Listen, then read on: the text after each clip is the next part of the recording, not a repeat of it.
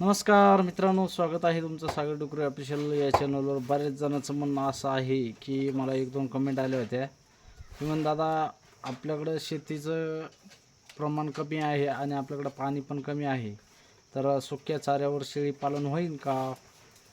तर सुक्या चाऱ्यावरती नक्कीच शेळी पालन होईल. नको ना पाठ घेऊन ना.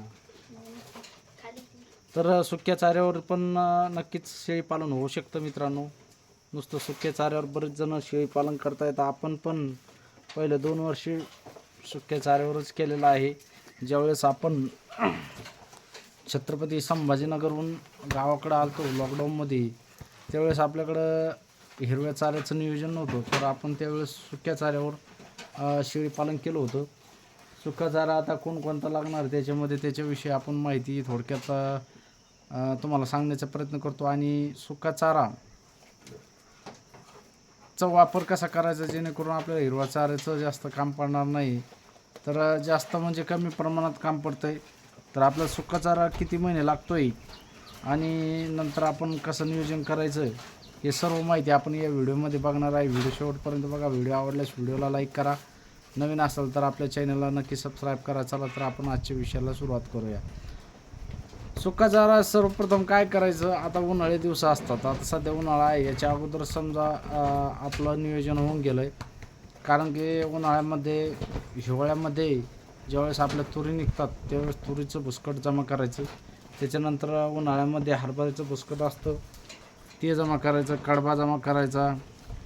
त्याच्यानंतर कडबा, हरभऱ्याचं भुसकट, तुरीचं भुसकट, सोयाबीनचं भुसकट असं जमा करून ठेवायचं.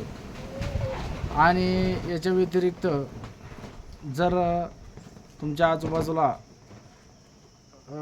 मुरघास पण विकत भेटतो आहे, तो पण विकत घेऊन तुम्ही शेळ्यांना चारू शकता.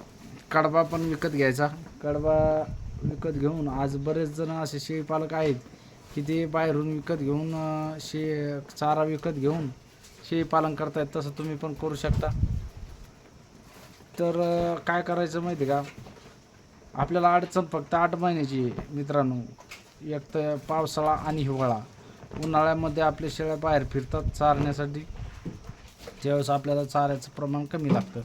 फक्त 8 महिने आपल्याला चारा प्रमाण जास्त लागतं तुमच्या बंदिस्त शेळ्या असेल तर. पहिले 4 महिने म्हणजे पावसाळा. आता पावसाळ्यामध्ये जेवढं शेळ्यांना तुम्ही सुका चारा द्याल तेवढं शेळ्यांसाठी चांगलं आहे, लाभदायक आहे, फायद्याचं आहे. कारण काय होतं, पावसाळ्यामध्ये थंडीचं प्रमाण जास्त असतं आणि पाऊस चालू असतो, त्याच्यामुळं शेळ्यांना जेणेकरून जास्त प्रमाणामध्ये सुकाचं चारा द्यायला पाहिजे. पावसाळ्यामध्ये 10% हिरवा चारा असला तरी चालतो, पण 90% हा सुका चारा पाहिजे, जेणेकरून शेळ्या पाणी पितात आणि आर्द्रता म्हणजे त्यांच्या शरीरामध्ये गरमी राहते. तर त्याच्यामुळं सुका चारा हा पावसाळ्यामध्ये खूप महत्त्वाचा आहे. तसंच हिवाळ्यामध्ये पण सुका चारा तुम्ही वापरू शकता. असा 8 महिने तुम्ही सुक्या चाऱ्यावरती तुमचं शेळी पालन ॲडजस्टमेंट करू शकता. त्याच्यानंतर उन्हाळ्यामध्ये जसे जसे रानं मोकळे होतात तसं आपण शेळ्या फिरायला नेऊ शकतो, चारू शकतो. त्याच्यामुळं आपल्याला जास्त काही सुका चारा लागत नाही, हिरवा चारा लागत नाही. कारण की त्यावेळेस हिरवा चाऱ्याचं वातावरण भरपूर असतं, कोणाचे कापसं निघतात. कारण की काय होतं, रानं मोकळे झालेले असतात आणि तुरीची, तर आपल्याला चारण्यासाठी खूप काही भरपूर जागा असते, आपण चारू शकतो, फिरू शकतो.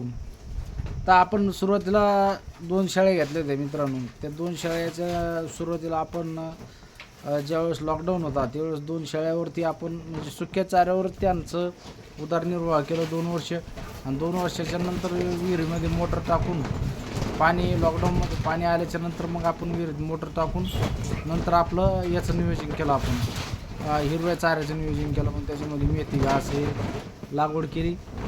तर हिरवा चारा जरी नसला तरी तुम्ही सुक्या चाऱ्यावर मस्त एकदम चांगल्या पद्धतीनं शेळी पालन करू शकता. फक्त त्यांना खुराक थोडाफार द्यावाच लागेल तुम्हाला. खुराक दिल्याशिवाय शेळी पालन चांगल्या प्रमाणात तुमची पिल्लं राहणार नाही, तुमच्या शेळ्या पाणी पिणार नाही. हिवाळ्यामध्ये पावसाळ्यामध्ये पावसाळ्यामध्ये तर कंटिन्यू तुम्हाला सांगतो एक टाईम खुराक देणं खूप गरजेचं आहे, जेणेकरून आपल्या शेळ्याचं ते शरीरसृष्टी चांगली राहिली पाहिजे, शेळ्या पाणी प्यायला पाहिजे. याच्यासाठी तुम्हाला एक टाईम कुठलाही खुराक द्या तुम्ही, मक्का द्या, गहू द्या किंवा पेंड द्या, सरकी पेंड, काही गहू आहे ना त्यांना खुराकामध्ये द्यायला पाहिजे, जेणेकरून आपल्या शेळ्या पाणी पितात. आणि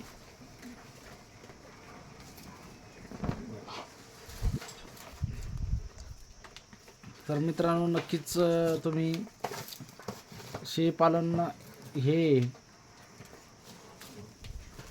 एका विशिष्ट सुक्या चाऱ्यावरती करू शकतात. हिरवा चारा लागावा म्हणून असा काही विषय नाही. आज बरेच शेळीपालक मित्र आपले सुक्या चाऱ्यावरती शेळीपालन करतायत, तसं तुम्ही पण करू शकता. आता आपण काय केलं आहे तुम्हाला दाखवू का. आपल्या इकडं पण कडबा आहे बाहेर, ते बघा झाकून ठेवलेला आहे. त्याच्यानंतर सुका चारा कसा स्टॉक करून ठेवला आहे तुम्हाला दाखवतो मी. उन्हाचं टेम्परेचर खूप वाढलं मित्रांनो, पाऊस तर येऊन न राहिला, पण ऊन असं नुसतं गरमी दगदग होते.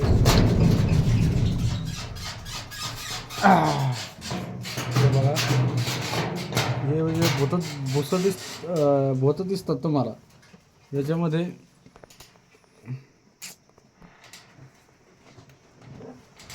हे भोतं दिसतात, याच्यामध्ये तुरीचं भुसकट आहे. त्याच्यानंतर खाली बाटूक आहे, जे आपला बारीक असतो कडबा. हे वरती पण कडबा आहे, बारीक दिसत असेल तुम्हाला. त्याच्यानंतर या साईडला हे बघा भुसकट आहे, हे हरभऱ्याचे भुसकट आहे.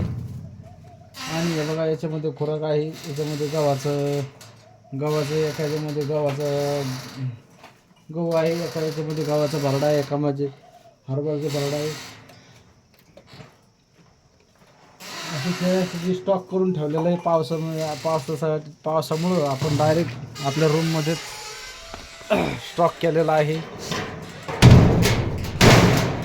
काय होतं माहिती आहे का मित्रांनो, आपण आताच नियोजन केलेलं खूप चांगलं असतं, नंतर आपली परेशानी होती.